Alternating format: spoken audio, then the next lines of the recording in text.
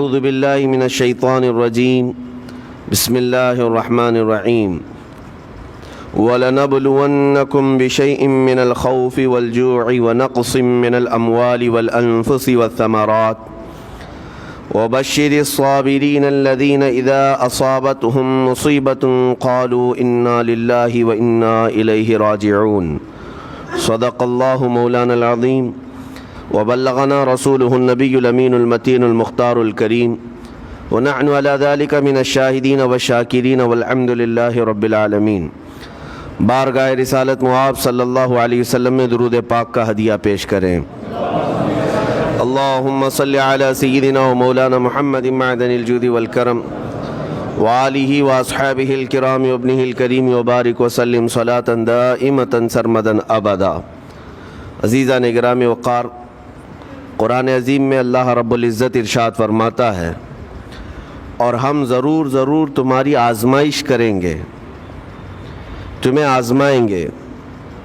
کن چیزوں سے آزمائیں گے؟ تمہارا امتحان ہوگا۔ 4 چیزوں کا ذکر اس آیت میں آیا ہے۔ بِشَيْءٍ مِّنَ الْخَوْفِ، تمہیں ڈر دے کر کے کسی چیز کا، خوف سے تمہیں آزمایا جائے گا۔ والجوع، اور بھوک کے ذریعے سے آزمایا جائے گا۔ ونقص من الاموال، اور مال کی کمی کے ذریعے سے تمہیں آزمایا جائے گا۔ مال گھٹ جائے گا، فاقہ ہوگا، اس طرح سے تمہیں آزمایا جائے گا۔ والانفس والثمرات، اور کچھ جانوں کے ذریعے سے تمہاری آزمائش ہوگی۔ جانوں سے مراد کیا ہے؟ کسی عزیز کی جان چلی جائے گی تمہارے آنکھوں کے سامنے، تمہارے گھر والوں کی موت تمہارے لیے بڑی آزمائش ہے، تمہارے لیے ایک بڑا امتحان ہے۔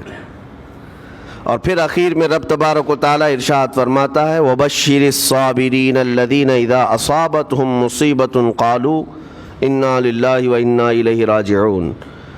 اے رسول، ان لوگوں کو بشارت دے دیں۔ کن لوگوں کو؟ ان لوگوں کو بشارت دے دیں جن کے پاس مصیبت آتی ہے تو یوں کہتے ہیں ہم اللہ ہی کے ہیں اور اللہ ہی کی طرف لوٹنے والے ہیں۔ مصیبتوں کے وقت جنہوں نے کہا انا للہ و انا الیہ راجعون، رب تعالیٰ فرماتا ہے رسول انہیں بشارت دے دیجیے۔ کس بات کی بشارت؟ کس بات کی خوشخبری؟ اولئک علیہم صلوات من ربہم ورحمہ واولئک هم المہتدون۔ اللہ فرماتا ہے یہ وہ لوگ ہیں جن پر ہمیشہ اللہ کی رحمتیں اترتی ہیں۔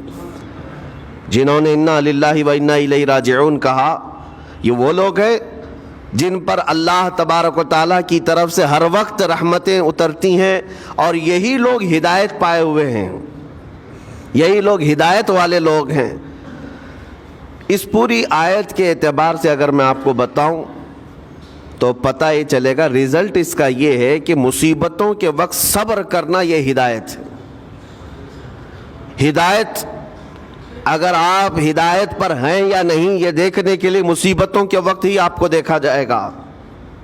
گھر میں کسی کا انتقال ہو جائے اور پھر دیکھا جائے گا کہ تمہاری زبان سے الفاظ کیا کیا نکلتے ہیں، تم شکایتیں کن کن باتوں کی کرتے ہو، پھر دیکھا جائے گا ہدایت پر ہو یا گمراہ ہو۔ ایک روایت میں یہ بھی ہے کہ جب کسی کے بچے کا یا کسی کے بھائی کا یا باپ کا انتقال ہوتا ہے گھر میں، تو جنازہ اٹھانے سے پہلے ہی وہاں ایک فرشتہ آتا ہے۔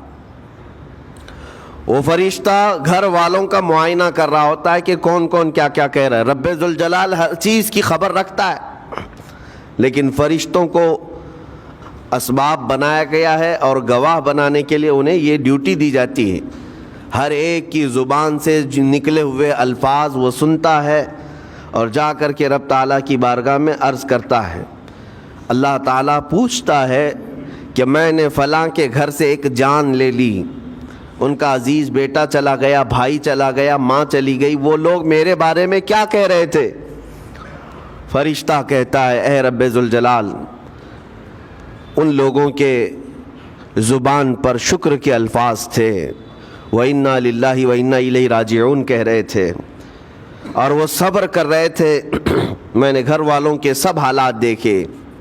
اللہ تعالیٰ فرماتا ہے اے میرے فرشتے تو گواہ رہنا، میں نے ان سے جو چیز لیا ہے اس سے کئی گنا زیادہ نعمت انہیں عطا کروں گا، اس سے بہتر نسل انہیں دی جائے گی، اور ان کے غم آج جتنے ہیں اس سے کئی گنا زیادہ خوشیاں میں انہیں جنت کی عطا کروں گا جنہوں نے میری دی ہوئی مصیبت پر صبر کیا. اور کوئی گھر ایسا ہوگا جس گھر سے فرشتہ جا کر کہے گا کہ مولا اس گھر والے تو بے قابو تھے، جو منہ میں آیا بکے جا رہے تھے، وہ تو یوں کہہ رہے تھے کہ اللہ کو کیا ہمارا ہی گھر ملا، ہمارا ہی بچہ جانے کو تھا، ہمارے ہی گھر میں یہ آفت آنے کو تھی. اس طرح کے الفاظ وہ کہہ رہے تھے اور رب تبارک و تعالیٰ کو ظالم کہہ رہے تھے. اللہ تبارک و تعالیٰ اپنے جلال کا اظہار فرماتا ہے، ارشاد فرماتا ہے فرشتے کو اے فرشتے تو گواہ رہنا، انہوں نے میرے بارے میں جیسا گمان کیا اب میں ان کے ساتھ ویسا ہی سلوک کروں گا. اللہ تبارک و تعالیٰ کے ساتھ یہ گمان جس طرح بندہ کرے گا اللہ تعالیٰ اس کے ساتھ اسی طرح کا سلوک فرمائے گا. اس کو ارحم الراحمین ہی تصور کرو. ہمیشہ رب تبارک و تعالیٰ مہربان ہے اور مہربان ہی اس کی طرف گمان کرنا بھی چاہیے مومن کو. انشاءاللہ العزیز مہربانی ہوگی، اور بلکہ دلوں کا قرار اور سکون بھی رب تعالیٰ ہی عطا کرتا ہے. اے میرے عزیزو، یہ تمہیدی باتوں کے بعد میں اب عرض کرنا چاہتا ہوں. محرم الحرام کے مہینے میں کربلا کے واقعات سنتے ہی رہتے ہیں. میرے عزیزو، ہم بچپن سے لے کر اب تک ہر سال کربلا میں ہونے والے عظیم حادثے کو سنتے بھی آ رہے ہیں. 14 صدیوں گزر جانے کے بعد بھی اس واقعے کو یاد کرتے ہیں تو آنکھیں بھیگ جاتی ہیں. اس میدان میں، وہاں کے ریگزاروں میں رسول کریم صلی اللہ تعالیٰ علیہ وسلم کے اہل بیت کا جو امتحان تھا وہ کتنا سخت تھا، کتنا کٹھن تھا. کسی ایک کے ساتھ کوئی معاملہ ہو جائے تو سمجھ میں آئے. امام عالی مقام سید الشہداء امام حسین رضی اللہ تعالیٰ عنہ کو کتنا بڑا امتحان دینا پڑا ہوگا. ایک نہیں، اپنے خاندان کی 29 لاشیں انہوں نے اٹھائی ایک دن کے اندر، اپنے خاندان کی. پھر دوسرے ان کے اصحاب اور رسول اللہ کے صحابہ بھی اس میں موجود ہیں، اور دوسروں کے بچے بھی اس میں موجود ہیں. کل ملا کر 72 لوگوں کی وہاں پر جانیں گئی ہیں، شہادت کا جام انہوں نے نوش کیا ہے. لیکن ہر گھڑی امام حسین ہر موت کو دیکھتے رہے. آج کبھی تصور کرنا ہمارے گھر میں کسی ایک فرد کا انتقال ہو جائے تو گھر پورا عجیب سا ہو جاتا ہے، پورے گھر کا سکون غارت ختم ہو جاتا ہے. ہم میں سے کوئی کھانا پینا نہیں چاہتا ہمارے باپ کا انتقال ہو یا بیٹے کا انتقال ہو یا بھائی یا ماں کا انتقال ہو. لیکن امام حسین کی وہ بات مجھے یاد آتی ہے جب اپنے جوان بیٹے علی اکبر کی لاش پر گھوڑے دوڑتے ہوئے بھی دیکھ رہے تھے. اپنے سگے بھتیجے امام قاسم کا سر الگ کر دیا تھا یزیدیوں نے، اور اس سر کو اپنی گود میں رکھ کر کے بیٹھے ہوئے تھے. اپنے سگے بھائی حضرت عباس علمبردار کے، ان کے آنکھوں کے سامنے دونوں ہاتھ کاٹے گئے تھے، اور حضرت عباس کے سینے میں نیزہ مار کر کے انہیں گرایا گیا تھا. اتنا ہی نہیں میرے عزیزو، امام حسین اس خونی منظر کو اپنی آنکھوں سے دیکھیں جب 6 ماہ کے علی اصغر کو لے کر پانی طلب کرنے گئے تھے تو یزیدیوں نے گلے پر تیر ایسا لگایا تھا کہ خون کا فوارہ مولا حسین کے چہرے پر آ کر لگ گیا. پورے کربلا کے واقعات پڑھنے کے بعد میں نے محسوس کیا اتنے پورے واقعے گزر جانے کے بعد بھی ایک چیز کربلا میں نہیں ہوئی، باقی سب آفتیں آئی ہیں، ایک چیز نہیں ہوئی. وہ کیا ہے؟ امام حسین کے زبان سے کوئی شکایت نہیں ہوئی، کوئی شکوہ نہیں تھا. یہ نہیں تھا کہ سارے بجلیاں ہم پر گر پڑی ہیں، اس خاندان کا کون ہے؟ سوائے زین العابدین کے اس پورے خاندان میں کوئی مرد باقی نہیں رہا. پورے خاندان کے بچوں کو، ان کے بڑے مردوں کو، سب کو وہاں پر شہید کر دیا گیا تھا. میں عرض تو کر رہا ہوں ایک خاندان کے 29 لوگوں کی لاشیں میدان میں پڑی ہوں. وہ کیسا منظر ہے. ایک تو میں امام حسین کے صبر کو دیکھتا ہوں. اللہ تعالیٰ نے فرمایا آیت کریمہ میں کہ ہم تمہیں آزمائیں گے, آزمائش کریں گے کچھ جانیں لے کر کے, لیکن میں سمجھتا ہوں اتنی بڑی آزمائش کہ ایک ہی دن میں ایک ہی خاندان سے 29 لوگوں کی جانیں گئی ہو, اس سے بڑی آزمائش ہوگی؟ یہ کتنی بڑی آزمائش ہے اور کتنا بڑا امتحان ہے. اب یہ بھی میں آپ کو بتا دوں کہ کس کے ساتھ کیسی آزمائش ہوتی ہے, کس کے ساتھ کیسا امتحان ہوتا ہے. آپ کو سردی بخار دے کر کے آزمایا جاتا ہے, کسی اور کو کچھ اور بیماریاں دے کر, یا کسی اور کو کسی اور مصیبت کے ذریعے سے. لیکن یہ آزمائش کی جو کیٹیگری ہے وہ کیسے طے ہوتی ہے پتہ ہوں؟ میرے آقا صلی اللہ تعالیٰ علیہ وسلم نے فرمایا جس کا ایمان جتنا بلند ہوگا ویسی ہی آزمائش آئے گی. یہ کربلا کے امتحانات سے یہ بات تو ثابت ہوتی ہے کہ امام حسین کے ایمان کا درجہ کیا رہا ہوگا, ان کے ایمان کا مقام کیا رہا ہوگا. اس ایمان کی بلندی کے اعتبار سے ان پر آزمائش آئی. اسی لیے تو بزرگوں نے فرمایا کہ ہم میں سے کوئی بھی امام حسین کے صبر کو نہیں پہنچ سکتا. استقامت اور صبر یہ دو چیزیں ایسی ہیں اچھے اچھے لوگوں کے پیر ڈگمگا جاتے. استقامت کا مطلب ہے ڈٹے ہوئے رہنا حق پر, اور یہ سب کو نہیں مل پاتا, یہ خصوصیت سب کو حاصل نہیں ہوتی.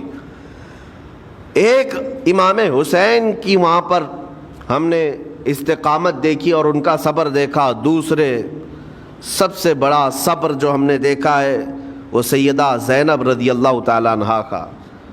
وہ خاتون امام حسین کی سگی بہن ہے, سیدہ فاطمۃ الزہرا کی بیٹی ہیں, حیدر کرار کی نور نظر میرے آقا صلی اللہ علیہ وسلم کی گود میں کھیلی ہوئی ہیں.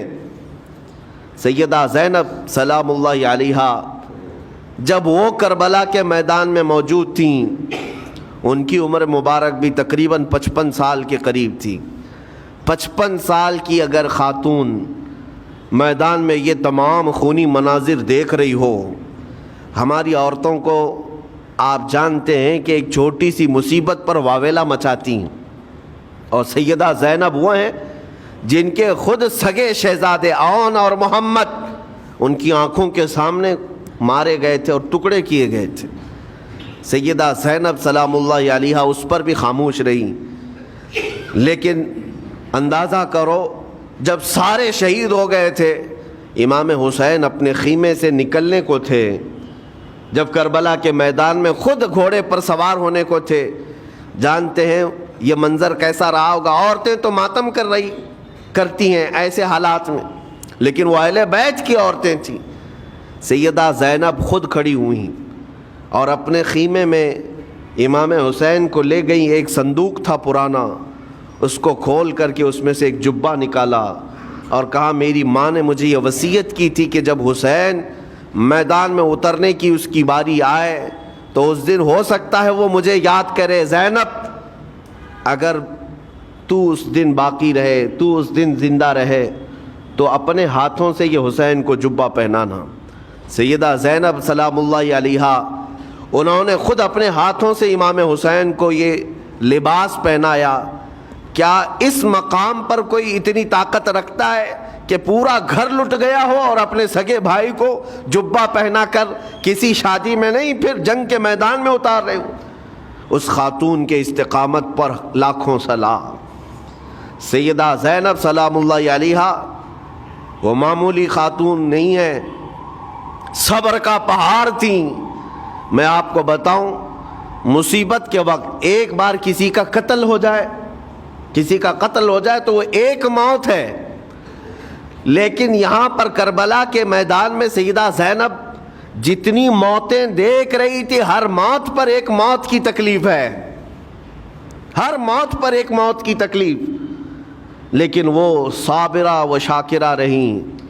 پوری تاریخ میں ڈھونڈ کر کے آپ نکالیں, کہیں پر بھی سیدہ زینب نے نہ اپنے بال نوچے, نہ کپڑے پھاڑے, نہ چہرے پر ہاتھ مارا. بلکہ ایسا صبر کا دامن پکڑی رہیں کہ پوری زندگی بھر انہوں نے صبر کی تلقین کی تمام خواتین کو. گھر لٹانا، گھر کٹانا، کوئی سر کٹانا کوئی تم سے سیکھ جائے، جان عالم ہو فدا اے خاندان اہل بیت. امام زمن فاضل بریلوی رحمۃ اللہ علیہ نے فرمایا ہے سر کٹانا، گھر لٹانا کوئی تم سے سیکھ جائے، جان عالم ہو فدا اے خاندان اہل بیت. عزیزان گرامی وقار، یہاں پر ان حالات کے بعد میں آپ کو ایک بات ضرور کہنا چاہوں گا. مصیبتیں ہمارے گھر بھی آتی ہیں، آفتیں تکلیفیں ہمارے گھر بھی آتی ہیں، لیکن کیا ہم ان مصیبتوں کا سامنا کرتے ہیں، استقبال کرتے؟ نبی اکرم صلی اللہ تعالیٰ علیہ وسلم نے تو ارشاد فرمایا مومن کو جب مصیبت آتی ہے تو اس کے لیے وہ نعمت ہے. دو چیزوں میں سے ایک چیز ہوگی اس کے ساتھ. اگر بخار بھی آئے، میرے آقا فرماتے ہیں اگر بخار بھی آیا ہے تو دو باتوں میں سے ایک بات ہوگی اس کے ساتھ، یا تو رب تبارک و تعالیٰ اس کے گناہ معاف کرے گا یا تو اس کے درجے کو بلند کرے گا. مصیبت اگر آئے تو ایک بات یاد رکھنا، رب تبارک و تعالیٰ اپنے محبوب بندوں کو، پسندیدہ بندوں کو آزمائش میں ڈالتا ہے. ورنہ جو لوگ یہ سمجھتے کبھی طبیعت خراب ہی نہیں ہونا چاہیے تو فرعون بن جاتے ہیں. ایسے لوگ، فرعون کو 90 سال تک نہ کبھی سردی آئی نہ بخار، کبھی کوئی بیماری نہیں. اور جب بندہ کبھی بیمار نہیں ہوتا تو اپنے آپ کو خدا تصور کرنے لگ جاتا ہے، میں تو دنیا کا سب سے مضبوط آدمی ہوں، مجھے کچھ نہیں ہوتا. لیکن مصیبتیں دے کر کے رب تبارک و تعالیٰ تمہیں تمہاری حقیقت بھی بتاتا ہے، اور انسان کو انسان کی لمٹ میں رہنا سکھایا جاتا ہے. تمہاری حیثیت صرف اتنی ہے کہ اگر نس رک گئی، دل کی دھڑکنیں ایک آن کے لیے اگر رک گئی تو سب ختم ہے. اس لیے تمہیں رب تبارک و تعالیٰ کے حضور جانا ہی ہے تو صبر بھی سیکھو اور شکر بھی سیکھو. آج مصیبتیں اور آفتیں آتی ہیں تو واویلا کرنے والوں کے لیے میرا میسج ہے، اللہ تبارک و تعالیٰ تمہاری ہر بات کو دیکھ رہا ہے. تمہارے چیخنے سے، چلانے سے، تمہاری شکایت کرنے سے گئے ہوئے آدمی کی جان واپس تو نہیں آنی ہے. تمہارا عزیز ترین بھائی مر گیا، تم جس سے سب سے زیادہ پیار کرتے تھے وہ بیٹا انتقال کر گیا. مجھے بتاؤ، تم 10 لوگوں میں چیخو گے، چلاؤ گے، رب تعالیٰ کے حضور بری بری باتیں بھی کرو گے تو کیا وہ گئی ہوئی جان واپس آ سکتی ہے؟ میرے عزیزو، یہ وہ حکومت نہیں ہے کہ تمہارا احتجاج کرنے پر قانون واپس لے لیا جائے. تمہارے سب مل کر کے پروٹیسٹ کرنے سے حکومتیں اپنے فیصلے واپس لے سکتی ہیں، لیکن وہ رب ذوالجلال شہنشاہ اعظم کا قانون ہے. وہاں نبیوں کی بھی جو روح لی گئی، وہاں پر اللہ تبارک و تعالیٰ نے اپنے محبوب نبیوں کی بھی روح کو قبض کرنے کا حکم دیا. تو کیا سب کے غم منانے سے وہ روحیں واپس کرنے کا فیصلہ کیا گیا ہے؟ نہیں میرے عزیزو، اس عالم میں، اس کائنات میں پھر کوئی ہمارے رونے چیخنے چلانے سے واپس نہیں آتا. ہاں، غم کرنا اپنی جگہ پر ہے، لیکن غم کا شرعی طریقہ کیا ہے؟ میرے آقا صلی اللہ تعالیٰ علیہ وسلم نے بھی غم فرمایا. آپ کے عزیز بیٹے سیدنا ابراہیم جب انتقال کر گئے، میرے آقا کی آنکھوں میں آنسو تھے. حضور پاک صلی اللہ تعالیٰ علیہ وسلم کی آنکھوں کے سامنے سیدہ خدیجۃ الکبریٰ کا انتقال ہوا. حضور غمگین تھے، لیکن غم کا مطلب کبھی یہ نہیں ہوتا کہ اللہ کی بارگاہ میں شکایت کریں، تو نے میرے ساتھ ایسا کیوں کیا؟ یعنی تم حکم دو گے، رب تبارک و تعالیٰ کو تم مشورہ دو گے کہ کس کے ساتھ کیا کرنا ہے. اس لیے ان مواقع پر ہم سب کی آزمائش ہے، ہمارا امتحان ہے. ایسے معاملات جب بھی آتے ہیں، دیکھیں میں آپ کو ایک اور باریک بات بتا دیتا ہوں.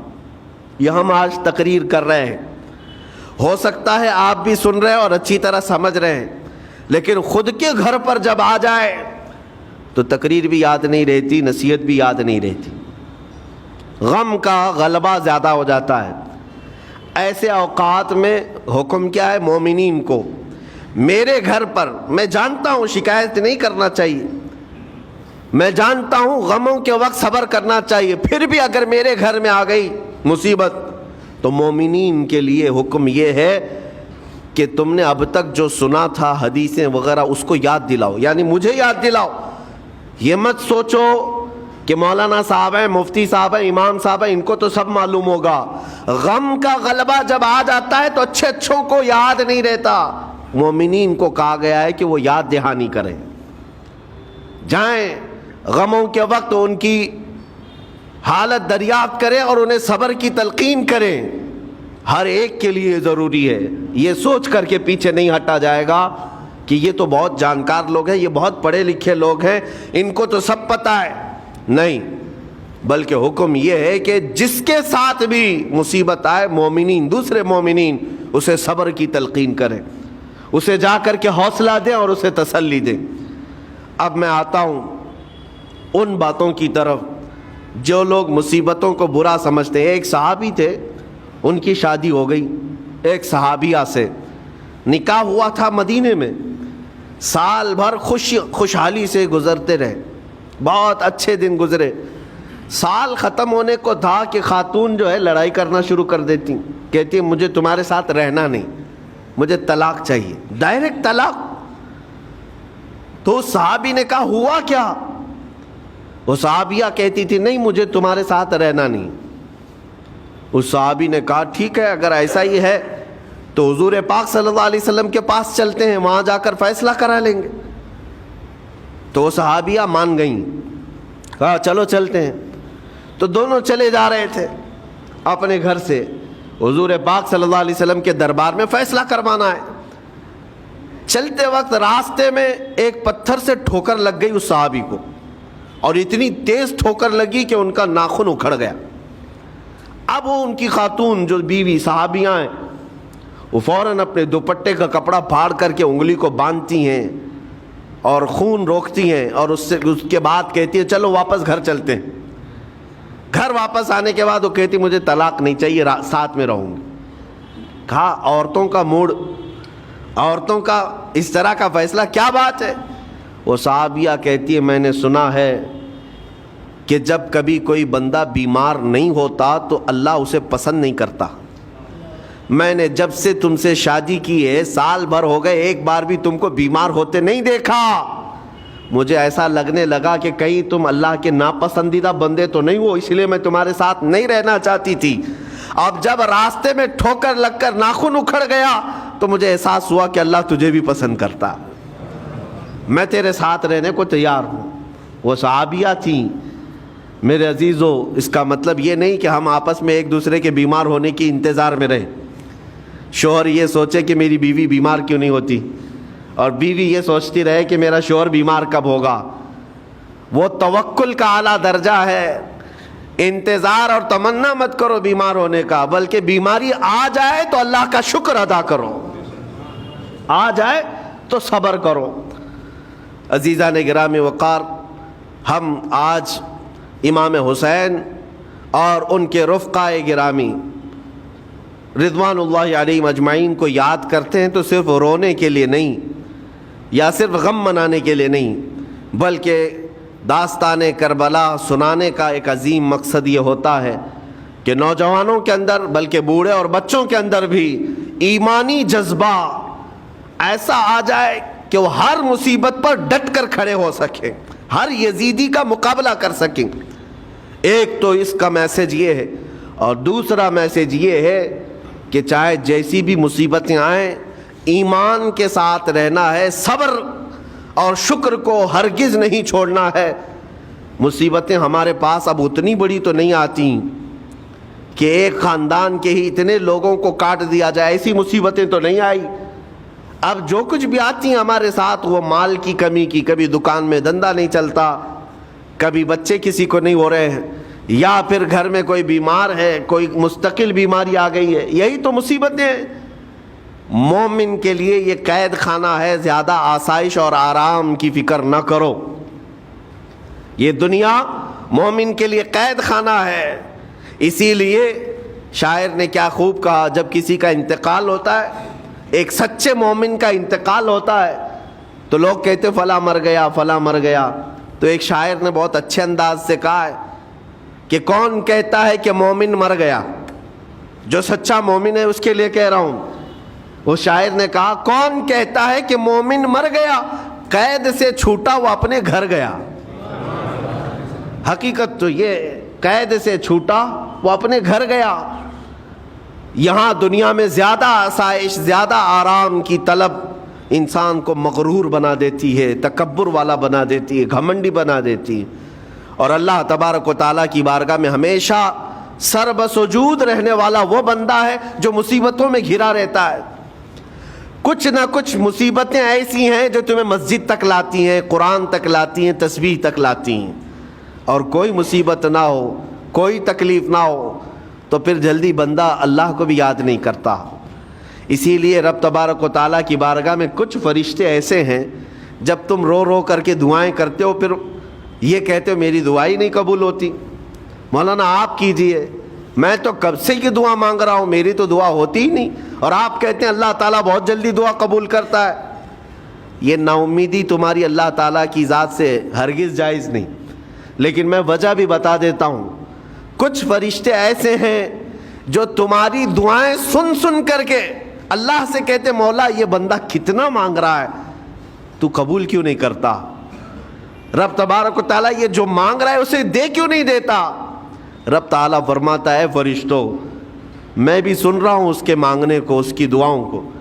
اگر میں ابھی اس کو دے دوں تو وہ مانگنا بند کر دے گا، اور اس کا مانگنا مجھے اچھا لگتا ہے. جب تک وہ مانگتا رہے گا میں اسے پسند کرتا رہوں گا. ایک وجہ یہ بھی ہوتی ہے تم مایوس ہو کر کے چھوڑ دیتے ہو کہ اب کیا دعا کرنا، اتنے دنوں سے کر ہی رہا تھا، کچھ نہیں ہوتا. اگر تمہاری دعاؤں کا اثر جلدی نظر نہیں آتا تو رحمان تمہاری دعائیں سن رہا ہے اور وہ تمہاری دعائیں پسند بھی کر رہا ہے. میرے عزیزو، یہ تمام حالات میں آپ اللہ تبارک و تعالیٰ کی بارگاہ میں کثرت سے دعا ہی کریں اور مانگا ہی کریں جب مصیبتیں آئیں. آج کے حالات بھی ہماری آزمائش کے حالات ہیں. آج کا جو دور ہے وہ بھی ایک یزیدی دور ہے. یہاں پر جگہ جگہ جو مسلمانوں کے ساتھ حالات ہیں یہ ہمارے لیے آزمائش کا دور ہے، بہت بڑا امتحان چل رہا ہے. ان حالات میں مسلمانوں کو چاہیے وہ اپنے ایمان کے ساتھ ڈٹے رہیں، استقامت. مولا حسین کے سبق کو پڑھیں. اس وقت تو ان کی گردنوں پر تلواریں تھیں، ان کے بچوں کے سینے چھدے ہوئے تھے تیروں سے، لیکن وہ ڈٹے ہوئے تھے میرے مصطفیٰ کی شریعت پر. آج ابھی تمہارے سینوں پر بندوق کی گولیاں نہیں لگائی گئیں، ابھی تمہارے اوپر اتنی بڑی مصیبتیں نہیں آئیں، لیکن میں پھر بھی دیکھتا ہوں نوجوانوں کو کہ کوئی مصیبت نہ آنے کے باوجود بھی تم اسلام کے ساتھ کھلواڑ کر رہے ہو.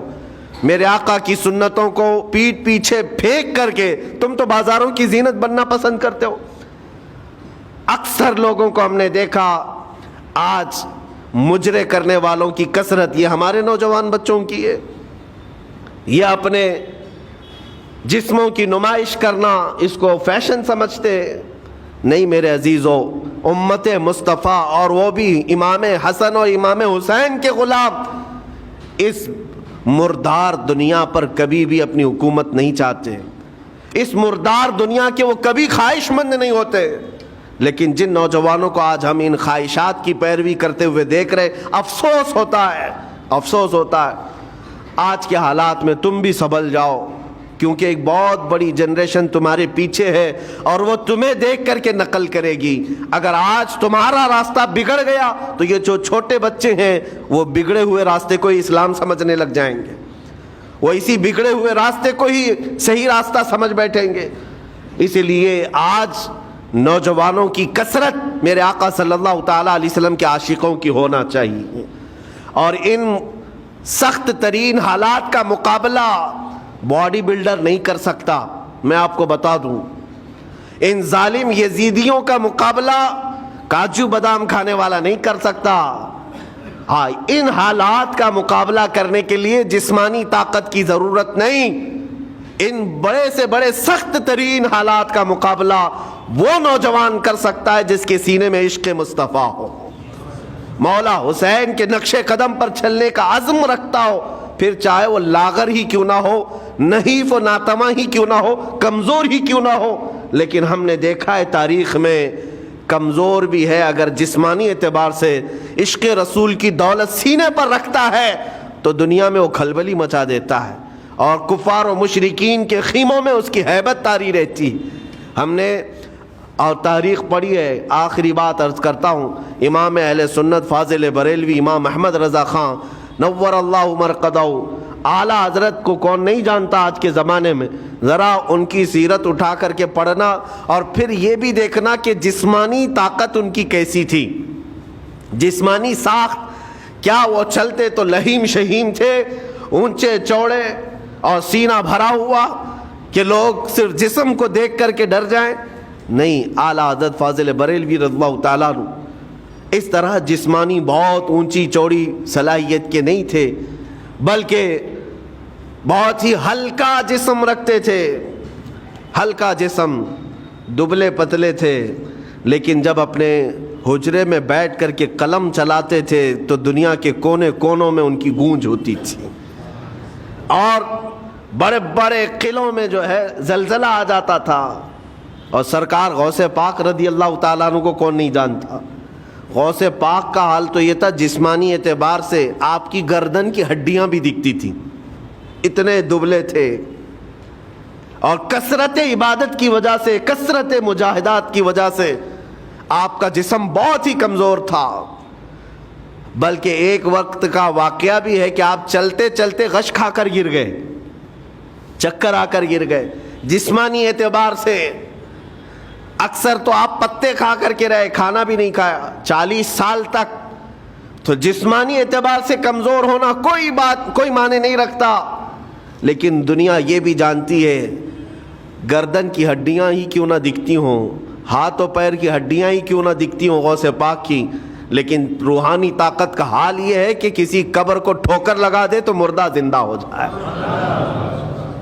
اس طاقت کو میں آج آپ کے سامنے کہنے کی بات کر رہا ہوں، عشق مصطفیٰ سینے میں ہو اور سچی عقیدت و محبت حسنین کریمین سے رکھتا ہو، اور پھر اپنے طریقے بدل لے تو بڑے جسم اور ڈیل ڈول بنانے کی ضرورت بھی نہیں آئے گی۔ مولا کریم تمہارا رعب خود ہی دشمنوں کے دلوں پر ڈالتا ہے۔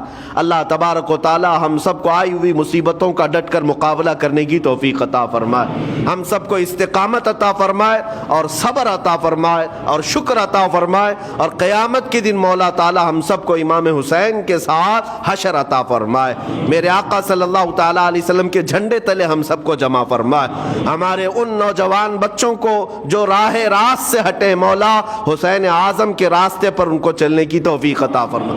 قیامت تک ہماری نسلوں کو مولا عاشقان مصطفیٰ میں پیدا فرما، ہماری اولاد کو بدعقیدہ گمراہ ہونے سے ہمیشہ محفوظ فرما۔ وآخر دعوانا ان الحمد للہ رب العالمین۔ سلام۔